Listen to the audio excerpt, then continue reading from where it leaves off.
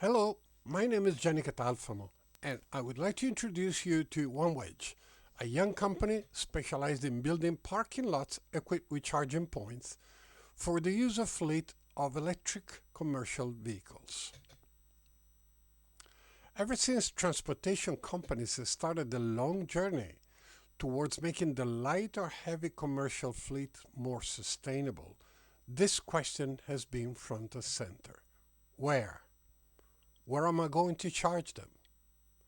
Possible answers range from the extremely amateurish to the extremely professional, but it's clear that it is a complex problem. By the way, this last image was taken in an LCV electric plaza built by OneWedge in Torino, Italy. Unfortunately, complex problems rarely have simple solutions. In this case, the solution is actually the sum of several complementary partial solutions working together, each with its advantages and disadvantages.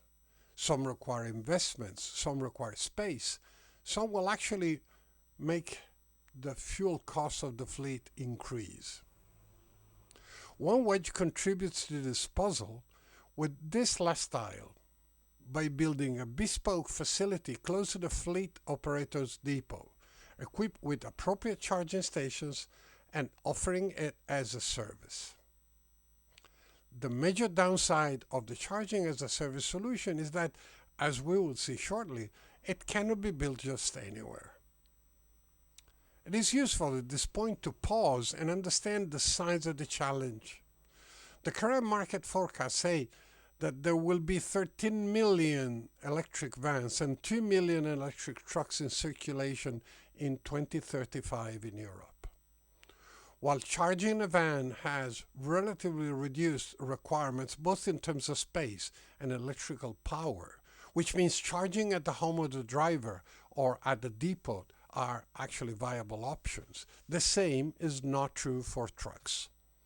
Ditto for using the public charging infrastructure, all of which can easily charge a van, but only a fraction of which can charge a truck, resulting in this projected distribution of charging scenarios.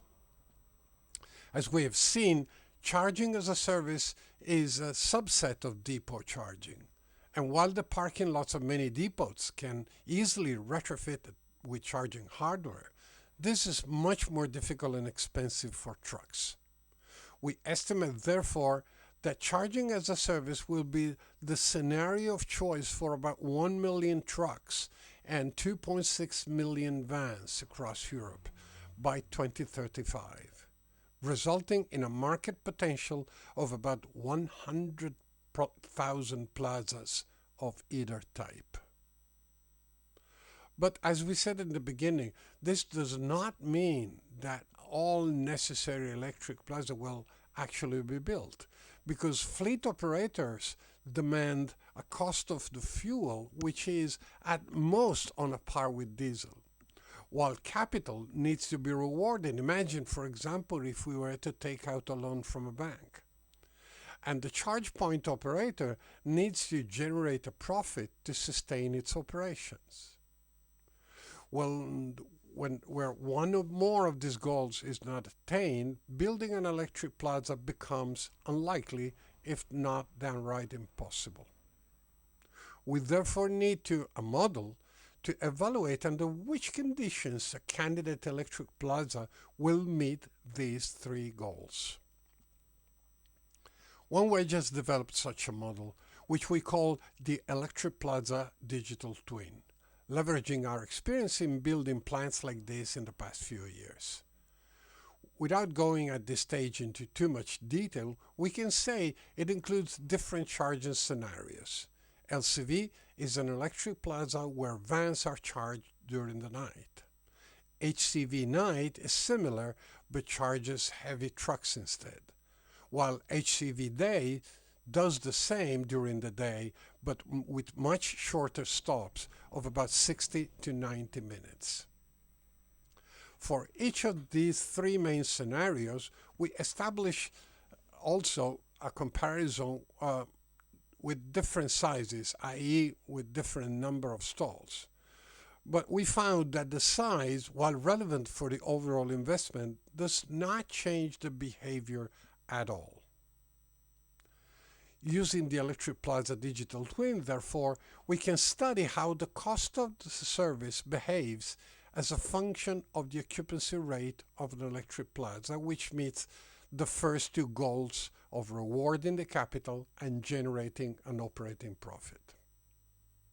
The important information contained in this chart is that the third goal, i.e. the cost of service equal or lower than diesel, is met only beyond a certain occupancy rate threshold. These thresholds are specific for each country, the two main drivers being cost of land and cost of the grid connection. We can now build a taxonomy of feasible electric plazas, i.e. electric plazas that achieve all three goals, describing the number of stalls that are possible in each scenario, the necessary grid connection power, the minimum required occupancy, and the achievable range in the cost of service, with the uppermost limit representing the benchmark, i.e. the fuel cost of diesel. As noted, the threshold occupancy rate are country dependent, so they will vary from country to country, and in some cases also within a single country where significant regional differences, especially in the cost of land, actually exist. Of course, assumption has been baked into the digital twin as to the characteristics of the vehicles. These may and will change as technology evolves, but they are contained in parameters in the model, and updating them is quick and easy. Also, we have considered typical physical layout derived from practical experience, taking into account legal road code requirements to provide adequate and safe maneuvering space, especially for large trucks. We already said that the two main feasibility cost drivers are the price of land and the cost and availability of grid connection. If we were to situate each electric plaza scenario in the space, we would find LCV plazas in the lowest part of the power availability axis, followed by HCV night plazas, and both topped by the HCV day scenario, which requires the most power to quickly charge big trucks. All scenarios are firmly aligned to the leftmost extreme of the horizontal axis, meaning that the lower the cost of land, the better, with the maximum tolerable cost gradually increasing as we move up to the higher value scenarios. It is important to register that there is a large region in this space where a solution attaining all three goals, cost of service, capital reward, and operator profit, is currently not possible. This may change as economies of scale kick in, lowering, for example, capital expenditure requirements. But this benefit could be compensated by the fact that the cost of land, which might be driven up by the popularity of this brand new logistic asset class.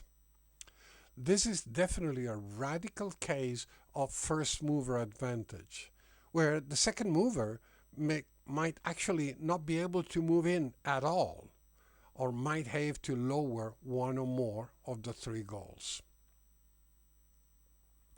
It is therefore obvious that rapidly scouting and securing the best locations is the key to the success of this development. But how would we define the best locations? OneWedge started by researching where our clients are, developing a proprietary map of warehouses locations across Europe. While obviously work in progress, this map already covers over 1,000 locations across several countries, with more being added every week.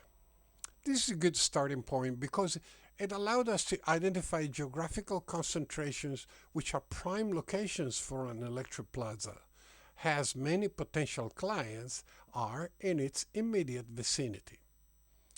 But that is not enough. Land is divided into separate plots with distinct ownership, each of which may or may not have development and usage destination constraints that need to be taken into account.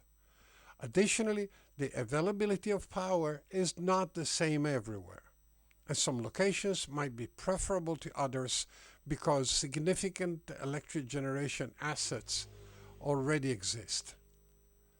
Last but not least, we need to identify which plots are actually up for sale and compare the ask price of each. And all the information I described already exists, and we are integrating them all in a proprietary country-specific geographical information systems that will allow for the rapid assessment of the real estate situation of any given geographical area. To sum up, while the market potential is enormous, not all electric plazas are created equal. In fact, some won't be created at all. OneWedge offers the best combination of analytical tools and expertise to identify the best opportunities, offering client, investors, and operators the optimal solution. To conclude, here is OneWedge's team. With decades of experience in engineering, finance, and industrial real estate, we bring to the table the full spectrum of expertise to tackle this complex problem. Thank you for your attention, and we hope to hear from you soon.